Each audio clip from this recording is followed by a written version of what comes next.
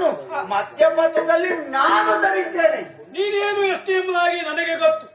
ಯೋಚನೆ ಮಾಡಬೇಡ. ಆ ಕಾರ್ಯ ನೀನು ಮಾಡ್ತೀಯ ಅಂತ ಗೊತ್ತು. ಆದ್ರೆ ಅವ ಇರುವ ಸ್ಥಳ, ಆ ಸ್ಥಳದ ಬಗ್ಗೆ ಯೋಚನೆ ಮಾಡಬೇಕಾದಿಲ್ಲ, ನಾನೇ ತೋರಿಸಿಕೊಡ್ತೇನೆ. ಹೌದಾ?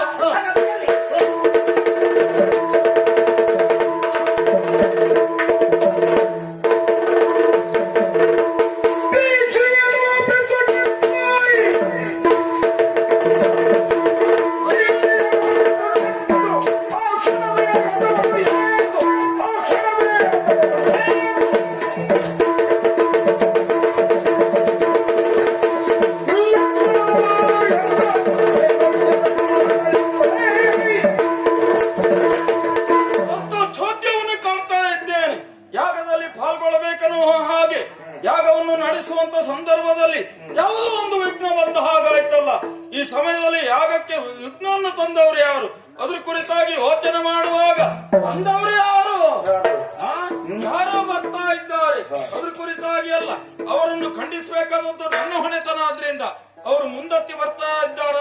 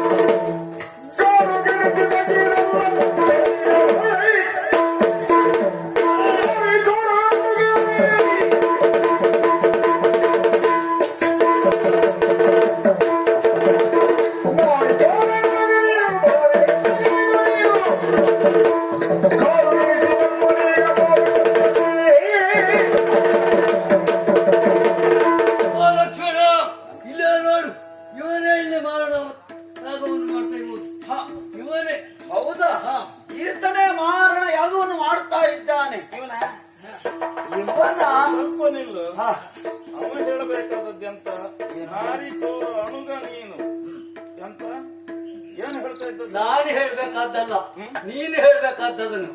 ದಾರಿ ತೋರಿಸಿದವ ನೀನು ಅಂತ.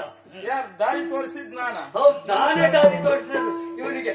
ನನ್ನ ಸ್ಥಳಕ್ಕೆ ಬಂದ್ಕೊಂಡು ನಾನೇ ದಾರಿ ತೋರಿಸುವುದಾನ? ಅಲ್ಲಪ್ಪ, ದಾರಿ ತೋರಿಸಿದವ ನೀನು ಅಂತ ಹೇಳ್ಬೇಕಿತ್ತು. ಇಲ್ಲಿ ನಡೆದದ್ದಲ್ಲ, ನೀನು ಮಾಡಿದಂತಹ ಈ ಹೋಮದ ಅವಶೇಷಗಳೆಲ್ಲವೂ ಎಲ್ಲೆಲ್ಲಿಯೂ ಹೋಗಿದೆ. ಅಲ್ಲ, ಕಾರಣ ಯಾರು? ಯಾಕಂದ್ರೆ ಮಾರಣ ಹೋಮವನ್ನು ಗೈಯುತ್ತಿರುವಂತ ಸಂದರ್ಭದಲ್ಲಿ ಯಾಕೋ ವಿಘ್ನ ಬಂದ ಹಾಗಾಯ್ತು. ವಿಘ್ನವನ್ನು ತಂದವರು ಯಾರಂತ ಯೋಚನೆ ಮಾಡುವಾಗ ನೀವೇ ಬಂದದ್ದಲ್ವಾ? ವಿಘ್ನವನ್ನು ತಂದಿದ್ದೀರಿ. ನೀನ್ಯಾರು? ನಾನು ಯಾರು ಅಂತ ಹೇಳಿ ಮತ್ತೆ ಪ್ರತ್ಯೇಕ ಹೇಳಬೇಕು ಅಂತ ಹೇಳಿ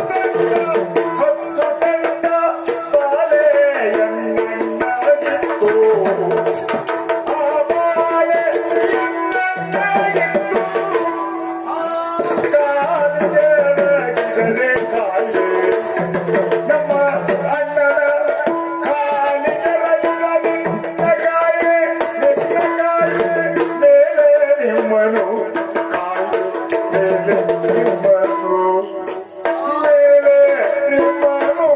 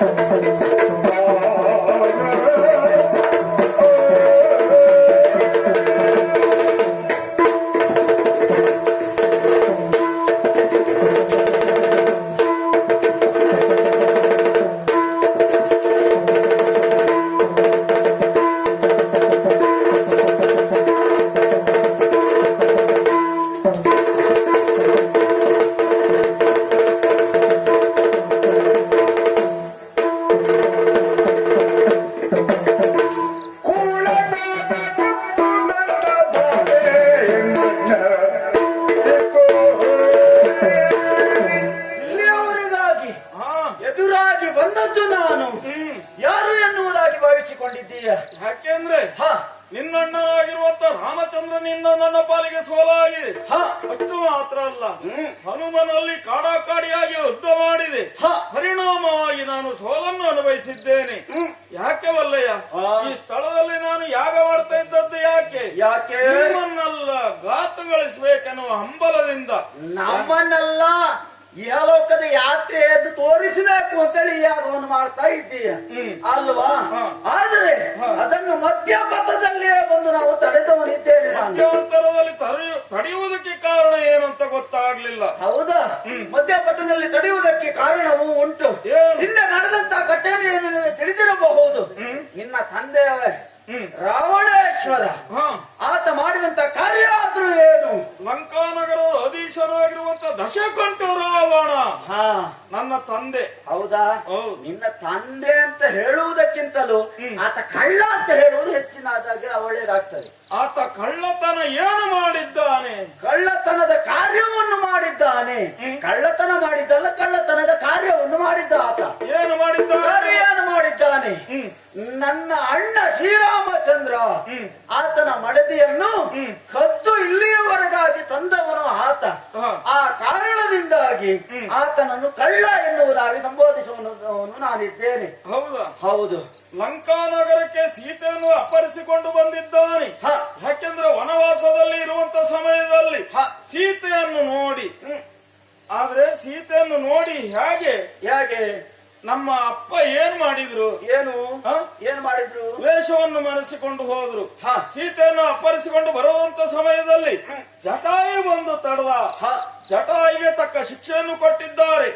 ಆ ವಿಷಯ ತಿಳಿದದ್ದಲ್ವಾ? ಜಟಾಯುಗೆ ಶಿಕ್ಷೆ ಕೊಟ್ಟಿದ್ದು ಯಾವ ರೀತಿಯಲ್ಲಿ ಮೋಸವೇ ಮಾಡಿದ್ದು ಬಿಟ್ರೆ ನ್ಯಾಯ ರೀತಿಯಲ್ಲಿ ಹೋರಾಟವನ್ನು ಮಾಡಿದ್ದು ಇದ್ರೆ ಜಟಾಯು ಸೋಲನ್ನು ಒಪ್ಪಿಕೊಳ್ತಾ ಇರ್ಲಿ, ಸೋಲು ಒಪ್ಪಿಕೊಳ್ಳುವುದು ಇರಲಿ, ಅವನು ಸೋಲ್ತಾ ಇರಲಿಲ್ಲ ಜಟಾಯು.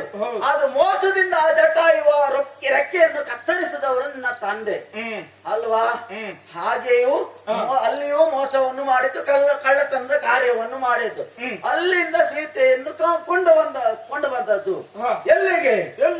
ಈ ಲಂಕೆಗೆ ಲಂಕಾನಗರವನ್ನು ಪ್ರವೇಶ ಮಾಡಿರುವಂತ ಲಂಕಾನಗರದಲ್ಲಿ ಆಕೆಯನ್ನು ಇರಿಸಿದ್ದೆ ಅಲ್ಲಿ ಅಶೋಕವನದಲ್ಲಿ ಇರಿಸಿದ್ದಾರೆ ಅಲ್ವಾ? ಇಲ್ಲಿವರೆಗಾಗಿ ನಾನು ಬಂದದ್ದು ಯಾಕೆ? ಆ ಸೀತೆಯನ್ನು ನಾನು ಬಿಡಿಸಿಕೊಂಡು ಹೋಗ್ಲಿಕ್ಕೆ ಇಲ್ಲಿವರೆಗಾಗಿ ಬಂದದ್ದು. ಆ ಸೀತೆಯನ್ನು ನಮಗೊಪ್ಪಿಸಿ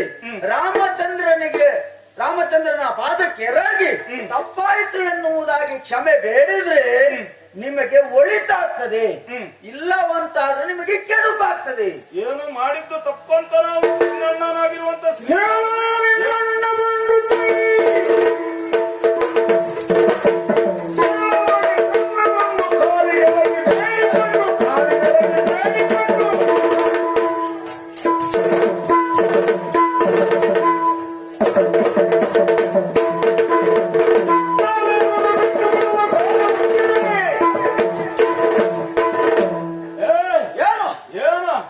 ನಿನ್ನ ಮಾತುಗಳನ್ನು ಕೇಳುವಾಗ ಹುಚ್ಚಾಟಿಗೆ ಆಯ್ತು ಅಂತ ಗ್ರಹಿಸಿಕೊಳ್ತಾ ಇದ್ದೇನೆ.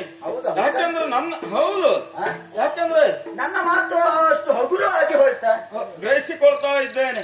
ಯಾಕೆಂದ್ರೆ ನನ್ನಪ್ಪನಾಗಿರುವಂತ ರಾವಣೇಶ್ವರ ನಿನ್ನಣ್ಣನ ಮಡದಿಯಾಗಿರುವಂತಹ ಸೀತೆಯನ್ನು ಅಪಹರಿಸಿಕೊಂಡು ಬಂದಿದ್ದಾರೆ. ಆದಷ್ಟು ಶೀಘ್ರದಲ್ಲಿ ಅದನ್ನು ಆಕೆಯನ್ನು ಬಿಟ್ಟುಕೊಡಬೇಕು. ಮತ್ತೆ ನಿನ್ನ ಅಣ್ಣನ ಪಾದವನ್ನು ಬಿದ್ದು ಬೇಡಿಕೊಂಡ್ರೆ ಖಂಡಿತವಾಗಿ ಕ್ಷಮೆಯನ್ನು ಯಾಚಿಸ್ತಾನೆ. ಮತ್ತೆ 4 ಕಾಲ ಬದುಕುವಂತ ಅವಕಾಶ ಇನ್ನು ಹೆಚ್ಚಾಗುತ್ತದೆ. ಅವಕಾಶದ ಬಗ್ಗೆ ನಮಗೆ ಕಲ್ಪನೆ ಇಲ್ಲ. ಹೌದಾ? ಯಾಕೆಂದ್ರೆ ತಂದೆ ಆಜ್ಞೆಯಂತೆ ನಾನು ಮಾಡಿ ತೋರಿಸಬೇಕಾದದ್ದು ನನ್ನ ಹೊಣೆತನ. ಹೌದಾ? ಆದ್ರಿಂದ ಅಪ್ಪನಿಂದ ಅನುಮತಿಯನ್ನು ಪಡೆದು ಇಲ್ಲಿವರೆಗಾಗಿ ಬಂದದ್ದು ಯಾಕೆ ಗೊತ್ತಿದೆಯಾ? ಯಾಕೆ? ನಿಮ್ಮೆಲ್ಲರನ್ನು ಸದೆ ಬಡಿಬೇಕು ಎನ್ನುವ ಸದುದ್ದೇಶದಿಂದ ಇಲ್ಲಿವರೆಗಾಗಿ ಬಂದಿದ್ದೇನೆ. ಈಗ ನೀನು ಬಂದಿದ್ಯಲ್ಲ, ನೀನು ಬಿಡು. ನಿನ್ನ ಅಣ್ಣನೇ ಬಂದ್ರು ಖಂಡಿತವಾಗಿ ಖಂಡಿಸುವಂತ ಯೋಗ್ಯತೆ ನನ್ನ ಪಾಲಿಗುಂಟು. ಒಳ್ಳೆ ರೀತಿಯಲ್ಲಿ ಬಂದಾಗ ಹಿಂದಕ್ಕೆ ಹೋಗ್ತೇ ಇಲ್ವಾ ನೀನೀಗ? ಏನು? ನಾನು ಹಿಂದಕ್ಕೆ ಹೋಗುವುದಕ್ಕೆ ಬಂದವನು ಅಂತ ತಿಳಿದುಕೊಂಡಿದ್ದೀಯಾ? ಗ್ರಹಿಸಿಕೊಂಡಿದ್ದೇನೆ. ಹಿಂದಕ್ಕೆ ಹೋಗುವುದಕ್ಕೆ ಇಲ್ಲಿವರೆಗಾಗಿ ಬಂದವನಲ್ಲ. ಇಂದ್ರಜಿತ್ ಏನು ಎನ್ನುವ ಹಾಗೆ ನೋಡಬೇಕು ಎನ್ನುವ ಹಾಗೆ ಬಂದವನಿಗೆ ಇಂದ್ರಜಿತ್ನ ಯೋಗ್ಯತೆಯನ್ನು ದೇವತೆಗಳೆಲ್ಲ ತಿಳಿದುಕೊಂಡಿದ್ದಾರೆ. ಆದ್ರೆ ನೀನ್ ತಿಳಿದುಕೊಳ್ಳಿಲ್ಲಲ್ಲ. ಹೌದಾ? ಅದೇ ನಿನ್ನ ಮೂರ್ಖತನ. ಒಂದು ವಿಷಯವನ್ನು ಹೇಳ್ತೇನೆ. ಇಂದ್ರಜಿತ್ತಿನ ಯೋಗ್ಯತೆ ಏನು ಎನ್ನುವುದಾಗಿ ದೇವತೆಗಳು ತಿಳಿದುಕೊಂಡಿರಬಹುದು. ಆದ್ರೆ ಈ ಲಕ್ಷ್ಮಣನ ಯೋಗ್ಯತೆ ಏನು ಎನ್ನುವುದಾಗಿ ನೀನು ತಿಳಿದುಕೊಳ್ಳಲಿಲ್ಲಲ್ಲ. ಅಲ್ಲ, ನೀನೀಗ ನನ್ನ ಮುಂಭಾಗದಲ್ಲಿ ಬಂದು ಆಕೆಯನ್ನು ಬಿಟ್ಟುಕೊಡು ಅಂತ ಕೇಳಿಕೊಳ್ತಾ ಇದ್ದೆ ಅಂತ ಆದ್ರೆ ನೀನೊಬ್ಬ ಮೂರ್ಖ ಅಂತ ಪ್ರಥಮದಲ್ಲಿ ಹೇಳಿದ್ಯಾ. ಯಾಕೆ ಗೊತ್ತಿದ್ಯಾ? ಮೂರ್ಖನಿಗೆ 100 ಕಾಲ ಬುದ್ಧಿ ಹೇಳಿದರು ಗೋರ್ಕಲ್ಲ ಮೇಲೆ ಮಳೆ ಬಿದ್ದಂತೆ. ಆ ಗೋರ್ಕಲ್ಲಿಗೆ ಎಷ್ಟು ಮಳೆ ಹೋಗಿದ್ರು ಏನು ಪ್ರಯೋಜನ? ನನ್ನ ಯೋಗ್ಯತೆ ಬಗ್ಗೆ, ನಾನು ವ್ಯಕ್ತಿತ್ವ ಬಗ್ಗೆ ನಿನ್ನ ಹತ್ರ ನಾನು ಹೇಳಬೇಕಾದದ್ದಿಲ್ಲ. ಹೌದಾ? ನಾನು ಮಾಡುತ್ತಿರುವಂತ ಕಾರ್ಯದಲ್ಲಿ ವಿಘ್ನವನ್ನು ತಂದಿದ್ಯಂತಾದ್ರೆ ನಿನಗೆ ತಕ್ಕ ಪ್ರಾಯಶ್ಚಿತ್ತವನ್ನು ಮಾಡಲಿಕ್ಕೆ ಈ ಇಂದ್ರಜಿತ್ತು ಸಿದ್ಧನಾಗಿದ್ದಾನೆ. ನೋಡು, ಯಾರೇ ಆಗಲಿ ಲೋಕಕ್ಕೆ ಒಳಿತಾಗಬೇಕೆನ್ನುವ ಹಾಗೆ ಕಾರ್ಯವನ್ನು ಮಾಡುವುದಾದ್ರೆ ದೇವಾನುದೇವತೆಗಳು ಯಾರೇ ಹರಸ್ತಾರೆ. ಅದೇ ಕೆಡುಕಾಗಬೇಕು ಎನ್ನುವ ಹಾಗೆ ನಾವೇನಾದ್ರೂ ಕಾರ್ಯವನ್ನು ಮಾಡ್ತೇವೆ ಅಂತ ಆದ್ರೆ ಅಲ್ಲ, ದೇವತೆಗಳು ಯಾವಾಗಲೂ ಕೆಡುಕೆ ಆಗುವುದು ಬಿಟ್ಟರೆ ಮತ್ತೆ ಒಳಿತಾಗುವುದಿಲ್ಲ. ದೇವತೆಗಳು ಹರಿಸಬೇಕಾದದ್ದಿಲ್ಲ. ದೇವಲೋಕವನ್ನು ಪ್ರವೇಶ ಮಾಡಿ ದೇವತೆಗಳನ್ನೆಲ್ಲ ಗಾರುಗಳಿಸಿದಾಗ ಅವರೇ ನನಗೆ ಕಪ್ಪವನ್ನು ಕೊಟ್ಟಿದ್ದಾರೆ. ಗೊತ್ತಿದೆಯಾ? ಒಂದು ವಿಷಯವನ್ನು ಹೇಳ್ತೇನೆ ಕೇಳು. ಯಾವುದೇ ಆಗಲಿ ನಮಗೆ ಒಲಿದು ಬರಬೇಕು ಬಿಟ್ರೆ ನಾವು ಬಲವಂತವಾಗಿ ಅದನ್ನು ಪಡೆಯುವುದಕ್ಕೆ ಹೋದ್ರೆ ನಮಗೆ ಏನಾಗ್ತದೆ? ನಮಗೆ ಕೆಡುಕಾಗ್ತದೆ ಬಿಟ್ರೆ ನಮಗೆ ಒಳಿತಾಗುವುದಕ್ಕೆ ಸಾಧ್ಯವೇ ಇಲ್ಲ. ನೀವು ಮಾಡಿದಂತ ಕಾರ್ಯವೂ ಹಾಗೆ ಆಯಿತು. ದೇವಲೋಕವನ್ನು ನೀವು ವಶಪಡಿಸಿಕೊಳ್ಳುವುದಕ್ಕೆ ನೀನು ಹೋಗಿದ್ದೀಯ ಬಿಟ್ರೆ ಮತ್ತು ಅವರ ಸ್ವಂತಿಕೆಯಿಂದ, ಅವರ ಬುದ್ಧಿವಂತಿಕೆಯಿಂದ ಆ ಸ್ವರ್ಗಲೋಕವನ್ನು ಪಡೆದವರಿದ್ದಾರೆ. ಅದು ಗೊತ್ತುಂಟ ನಿನಗೆ? ನಮಗ್ ಬೇಕಾದಷ್ಟು ಮಾತ್ರ ನಾವು ಗ್ರಹಿಸಿಕೊಳ್ಳುವುದು ವಿನ ನಿನ್ನ ಹತ್ರ ನೀತಿ ಉಪದೇಶ ಕೇಳಲಿಕ್ಕಿದ್ದದ್ದಲ್ಲ. ಹೌದಾ? ಈಗ ನನ್ನ ಯಾಗವನ್ನು ಹಾಳು ಮಾಡಿದ್ದೆ ಅಂತ ಆದ್ರೆ ಈಗ ನನ್ನನ್ನು ಖಂಡಿಸುವುದು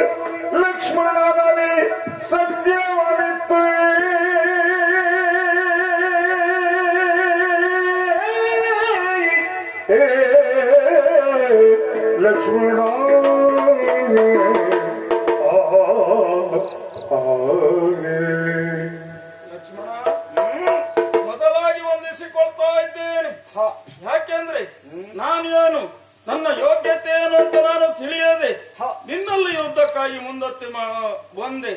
ಯಾಕೆಂದ್ರೆ ತುಂಬಿದ ಕೊಡ ಯಾವತ್ತೂ ತುಳುಕುವುದಿಲ್ಲ. ಕಂಡವರ ಕೊಂಡೆಯ ಮಾತಿಗೆ ನಾನು ಮನ ಮಾಡಿಲ್ಲ. ಇಲ್ಲ ಯಾಕೆ ಬಲ್ಲಯ್ಯ? ಯಾಕೆ? ಈಗ ನನಗೆ ಗೊತ್ತಾಗ್ತಾ ಇದೆ. ಕಂಡವರ ಕೊಂಡೆಯ ಮಾತಿಗೆ ಮನ ಮಾಡಿ ನಾ ಇಲ್ಲಿವರೆಗಾಗಿ ಬಂದದ್ದು. ಯಾಕೆಂದ್ರೆ ನನ್ನ ಅಪ್ಪ ಇಲ್ಲಿವರೆಗಾಗಿ ಕಳಿಸಿಕೊಟ್ರು. ಅಪ್ಪನ ಆಜ್ಞೆಯನ್ನು ಖಂಡಿತವಾಗಿ ಮೀರುವುದಕ್ಕಾಗುವುದಿಲ್ಲ ಅಂತ ಒಂದೇ ಒಂದು ಉದ್ದೇಶಕ್ಕಾಗಿ ಈ ರೀತಿ ನಾಟಕವನ್ನು ಮಾಡಿದೆ. ಆದ್ರೆ ಗ್ರಹಿಸಿಕೊಳ್ಳುವುದು ಮತ್ತೇನಲ್ಲ. 12 ವರುಷವೇ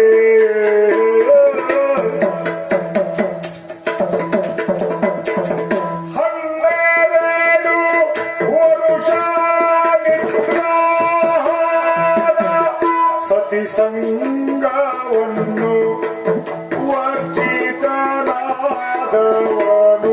ಸತಿ ಸಂಗವನ್ನು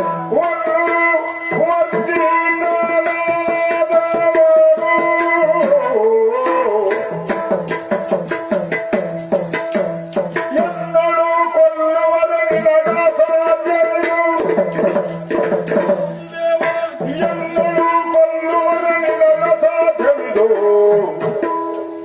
ಏನ ಮಾಡುವೆಯೋ ತಿಳಿದಿಲ್ಲ ನೀನ ಮಾಡುವೆಯೋ ತಿಳಿದಿಲ್ಲ ಲಕ್ಷ್ಮಣ. ಇಂದ್ರಜಿತು, ಈಗ ನಾನು ನಿಮ್ಮ ಬಗ್ಗೆ ಗ್ರಹಿಸಿಕೊಳ್ಳುವುದು ಮತ್ತೇನಲ್ಲ.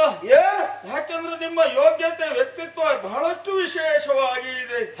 ಅದ್ರ ಕುರಿತಾಗಿ ನಾನು ಯೋಚನೆ ಮಾಡುವುದು ಮತ್ತೇನಲ್ಲ. ಏನು? ಯಾಕೆಂದ್ರೆ ಹಿಂದಿಂದ ನಾನು ಒಂದು ವರವನ್ನು ಪಡೆದಿದ್ದೇನೆ.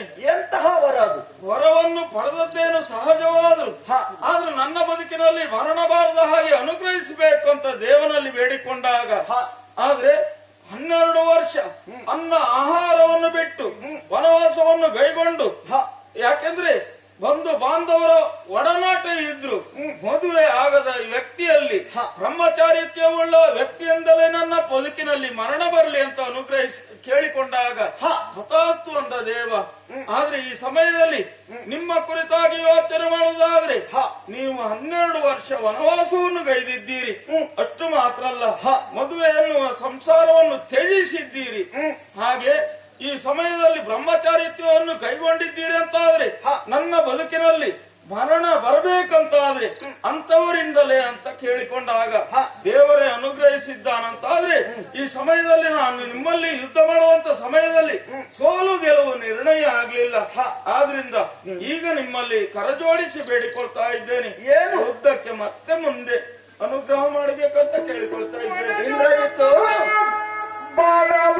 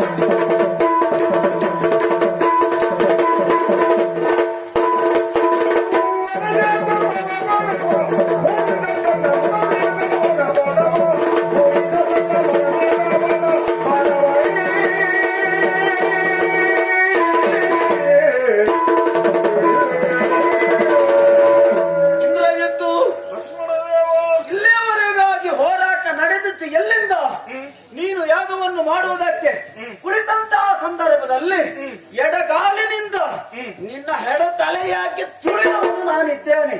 ಆಗ ಕುಪಿತಗೊಂಡಿದ್ದೆ ಅಲ್ವಾ? ಹೌದು. ಕುಪಿತಗೊಂಡು ಆಡಿದಂತಹ ಮಾತಾದ್ರೂ ಏನು? ದಾರಿಯನ್ನು ತೋರಿಸಿದವರು ಯಾರು ಎನ್ನುವ ಹಾಗೆ ತೋರಿಸಿದವರು ಯಾರು? ವಿಭೀಷಣ. ವಿಭೀಷಣನ ಮಾರ್ಗದರ್ಶನದಂತೆ ಇಲ್ಲಿವರೆಗಾಗಿ ಬಂದಿದ್ದೀರಿ. ಹಾ. ಯಾಗದಲ್ಲಿ ದೀಕ್ಷಾಬದ್ಧನಾಗಿ ಕುಳಿತುಕೊಂಡಿರುವಂತ ಸಮಯದಲ್ಲಿ ಹಾ. ಬಂದು ನೀವು ತಡ ಮಾಡಲಿಲ್ಲ. ಎಡಗಾಲಿಯಿಂದ ತುಳಿದಾಗ ಹ. ಕುಪಿತಗೊಂಡು ನಾನು ಸಿಟ್ಟಿಗೆಗೊಂಡು ನಿಮ್ಮಲ್ಲಿ ಪ್ರಶ್ನೆ ಮಾಡಿದೆ ನೀವ್ಯಾರು ಅಂತ. ಇಂದ್ರಜಿತ್ತು, ಎಲ್ಲವೂ ಹಾಗೆ ಲೋಕದಲ್ಲಿ ಕೆಟ್ಟ ಕಾರ್ಯವನ್ನು ಮಾಡುವಂತಹ ಸಂದರ್ಭದಲ್ಲಿ ನೀನು ಮಾಡುತ್ತಿರುವುದು ಕೆಟ್ಟ ಕಾರ್ಯ ಎನ್ನುವುದು ಹಾಗೆ ಸಾವಧಾನದಿಂದ ಹೇಳಿದ್ರೆ ಅವರಿಗೆ ಅರ್ಥ ಆಗುವುದಿಲ್ಲ. ಆದ್ರೆ ಸಿಟ್ಟುಗೊಂಡು ಹೇಳಿದಿವಿ ಅಂತ ಆದ್ರೆ ಅವ್ರು ಹೇಳುವುದೇನು? ನಾನು ಮಾಡುವಂತಹ ಕಾರ್ಯವೇ ಸರಿಯಾದದ್ದು ಎನ್ನುವ ಹಾಗೆ ಹೇಳುವವರಿದ್ದಾರೆ ಕೆಲವರು. ಅಲ್ವಾ? ಆದ್ರೆ ನೀನು ಹಾಗೆ ಮಾಡಲಿಲ್ಲ. ನಾನು ಸಾವಧಾನದಿಂದ ನಿನ್ನಲ್ಲಿ ಹೇಳಿದವನಲ್ಲ, ಬಂದವನೇ ನಾನು ಕುಪಿತಗೊಂಡವನಿದ್ದೇನೆ. ಆ ನಂತರದಲ್ಲಿ ನೀನು ಶಾಂತನಾಗಿ ನಿನ್ನೆಗೆ ನೀನೇ ಮನವರಿಕೆ ಮಾಡಿಕೊಂಡು ನಾನು ಮಾಡಿದಂತಹ ಕಾರ್ಯ ತಪ್ಪು ಎನ್ನುವುದಾಗಿ ನೀನು ತಿಳಿದವನಿದ್ದೀಯ. ಅಷ್ಟೇ ಅಲ್ಲದೆ ನನ್ನೊಡನೆ ನೀನು ದೇವಭಾವದಿಂದ ನೀನು ಕಂಡವನು ನೀನಿದ್ದೀಯ. ಇಂದ್ರಜಿತ್ತು, ಒಂದು ಮಾತನ್ನೇ ಹೇಳ್ತೇನೆ. ಏನು? ಒಬ್ಬರಿಗೆ ಇರುವರು ಗುರುಗಳಿರ್ತಾರೆ. ಯಾವ ರೀತಿಯಲ್ಲಿ ಒಬ್ಬಾತನು ಕೆಟ್ಟ ಕಾರ್ಯವನ್ನು ಮಾಡಿದವನಿರ್ತಾನೆ, ಇನ್ನೊಬ್ಬನು ಒಳ್ಳೆ ಕಾರ್ಯವನ್ನು ಮಾಡಿದವನಿರ್ತಾನೆ. ಒಳ್ಳೆ